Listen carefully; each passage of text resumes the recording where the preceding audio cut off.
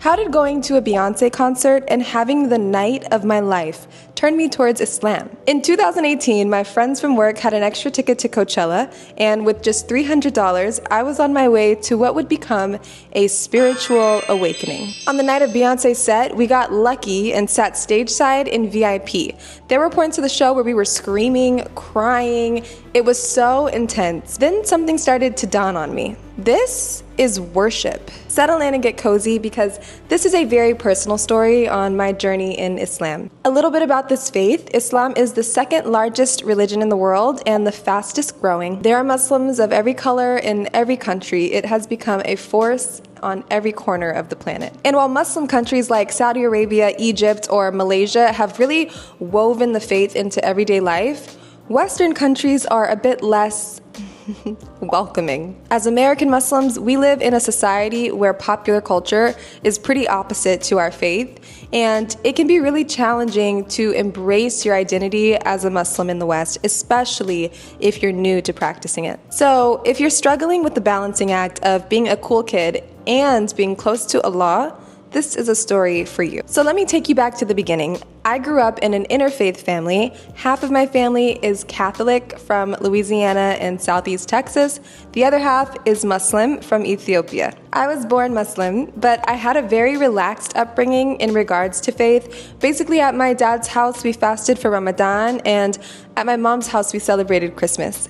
So yes, it was confusing. And obviously I felt split between the two, so I didn't want to pick one side over the other and isolate myself from one entire side of my family.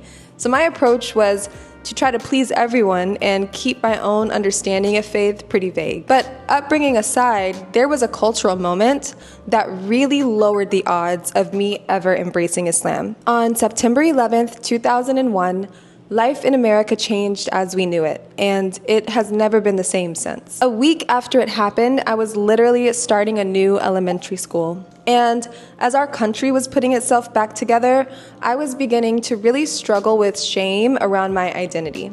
I have a Muslim name, so it naturally gives me away. And at this time, Africa, and especially Ethiopia, still had a very negative reputation in the media, being portrayed as devastatingly poor, with starving children and flies everywhere. You might remember the commercials or this episode of South Park. Excuse me, sir. We're looking for a little starving Ethiopian. It was rough. I just felt super embarrassed when people would butcher my last name or ask me if I was so skinny because I was starving. But luckily, my dad actually did a really good job of drilling pride and self-confidence in me.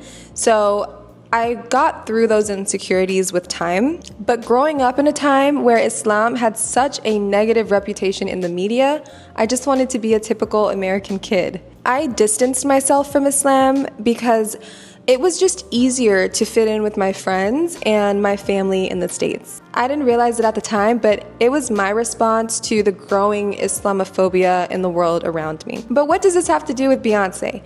Well, my entire family is artsy. Both my parents are artists, and they met at a concert. Growing up, I did everything. I danced, I played the violin, I played the piano. I went to a performing arts middle school in the heart of Hollywood. I was seriously fascinated with singers, actresses, entertainers in general. Britney Spears, Beyonce, Rihanna, they were my role models, and I looked at them as the pinnacle of success.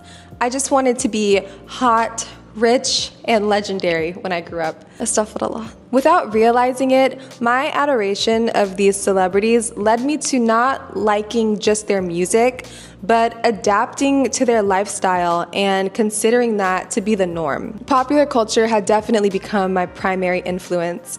And it wasn't just me, my friends were engulfed in it too. In the years to come, I relied heavily on the media to inform my opinions and my worldview. And by the time I got to college, the influence of celebrity culture on my life was enormous. I still remember being in the crowd at Coachella. It felt like I had manifested it. From the ticket to the hotel accommodations being lined up to the super close to stage VIP section, every single piece of the experience just fell into place. I was finally gonna see one of my biggest inspirations in the flesh. My friends and I danced, screamed, sobbed, and just soaked up every second of that performance. But something in me was changing. After that experience, I started to feel really overwhelmed by the intensity of it all, and it didn't feel that fun to remember. She executed every dance move, she sang every note in perfect pitch, and there was a sea of adoring fans who idolized her and were so happy to be in the presence of someone they aspired to and wanted to embody. As beautiful as the show was, in the months to come, it was almost hard for me to even look at Beyonce. I'm not exaggerating. I would scroll past her pictures when they would pop up on my Instagram feed. If I was listening to music and her song came on, I would quickly turn down the volume. It was the weirdest thing, but I felt like in my own overwhelming adoration at the show, I had somehow violated my own personal spiritual boundaries. I wasn't just enjoying live music. I was engaged in worshiping in a mass congregation of 125,000 human beings in the audience. It hurts to even think about. So I got to thinking about the concept of worship. What is worship? In the Quran, Allah says, "I did not create the jinn nor mankind except to worship me," meaning our sole purpose for existing is to worship God. So I Googled the definition of worship, and it reads, "The feeling or expression of reverence and adoration for a deity." And you might be thinking like, okay, well, Beyonce's not a deity. Yeah, maybe not to us, but she has 314 million followers on Instagram. And if you remember, there was a time where you would not dare say a negative thing about Beyonce, critiquing a song, or maybe saying that an album wasn't that good, or that she wasn't the greatest singer of all time, because you would have been scared for your safety on the internet. The level of obsession and attachment our culture has to celebrities is really concerning to me, and we don't even know what these people actually believe. I mean, we all have questions, don't we? In hindsight, the whole experience just didn't sit right with me. And what's crazy is that this was not the first time that I felt like spiritually weakened from a live music event. Years before that Coachella, I attended all of Rihanna's world tours. The Last Girl on Earth tour, the Loud tour, the Diamonds World tour. I was very committed, okay? And specifically after the Last Girl on Earth tour, I started having night terrors. And they lasted for 6 months. I am not making this up, I promise. I was very young at the time. I lived with my mom, and it freaked her out. That tour had a lot of very dark imagery. The whole thing was centered around her Rated R album, and if you know, you know. If you don't, here's a clip of Rihanna performing Disturbia. Like, tell me it's not just me. All I'm saying is that if you believe in God and the idea that we were created to worship Him, then it becomes easy to understand that if you don't intentionally direct your worship towards Him, the world will direct it elsewhere for you.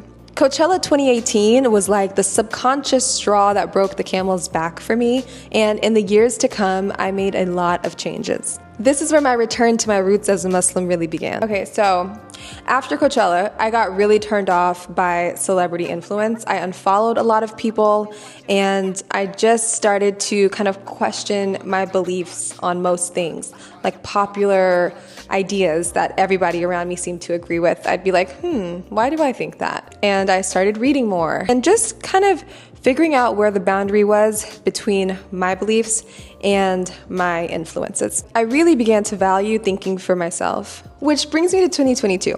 I had a bunch of like young adult personal challenges, like the usual family drama, job changes, career changes, heartbreak, those types of things. And through the suggestion of a friend, I decided to go to the masjid for the first time since I was a kid. I did not even have anything appropriate to wear. So in sweatpants and a hoodie, in like the scorching heat of Woodland Hills, I started going to Juma prayer on Fridays. You might be wondering, why Islam? Why didn't I choose Christianity or Catholicism? And the answer is that it comes down to a fundamental belief that there is no God but God, and He has no partners. In Islam, we will say like La ilaha illallah. But because I grew up between both faiths, I definitely had that like deep appreciation for Christianity, and I grew up loving Jesus. I still do. I've always felt more aligned with the idea of Jesus being a prophet and a Messiah, but not like the literal Son of God. That's why Islam was a better fit for me personally. But that isn't it. In my college and post-college years, I really struggled with anxiety and accepting uncertainty. I've touched on it a little bit in other videos. Remember all those personal challenges I mentioned earlier? Well, I just had no framework for how to comprehend challenges or setbacks or tragedies when they arose in my life. Like, I was fragile. Islam has really provided me a much deeper understanding of God, life on earth, the hereafter, so many things, including a built-in discipline that has allowed me to really experience something for the first time: faith. If you're watching this, maybe you're curious about Islam or a revert, or coming back into practicing after a long break like me. This is a personal development and lifestyle channel, so my content doesn't center around Islam because I'm not an expert.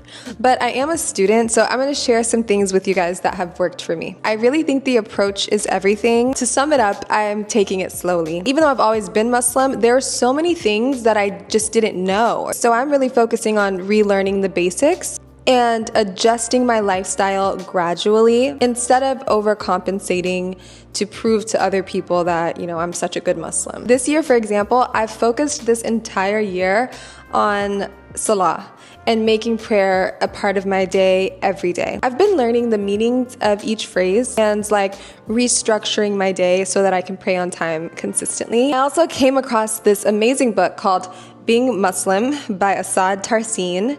It's a practical guide to Islam, and it's so beginner friendly. It honestly could be called like Islam for Dummies. That's how easy it is. It makes everything so understandable. Even if you are not considering becoming Muslim or practicing Islam, it's just a really cool book to understand what Islam is and what Muslims believe. I'm gonna link it in the description box below if you wanna grab a copy.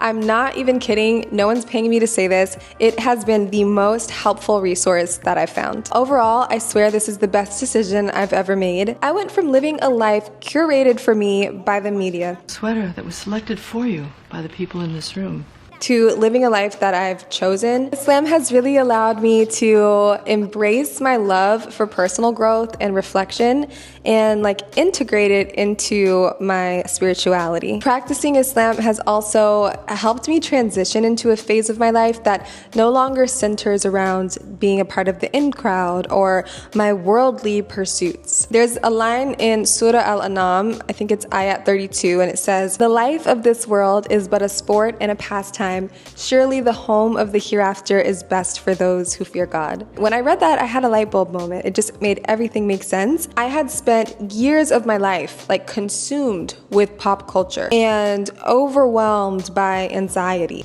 I was trying really hard to like fit into and control something that Allah sees as a sport and a pastime. Anyways, it helped me shift my priorities. I still love entertainment and performing arts. It's what I grew up around. It's what I'm passionate about. I'm always inspired when I see a great performance, but I've come to the point where I'm really picky about who I allow to influence me. You probably won't catch me screaming my lungs out fanatically, or like defending the honor of an artist that I don't know, or aspiring to live their salacious lifestyles. I will be reserving my worship for Allah alone.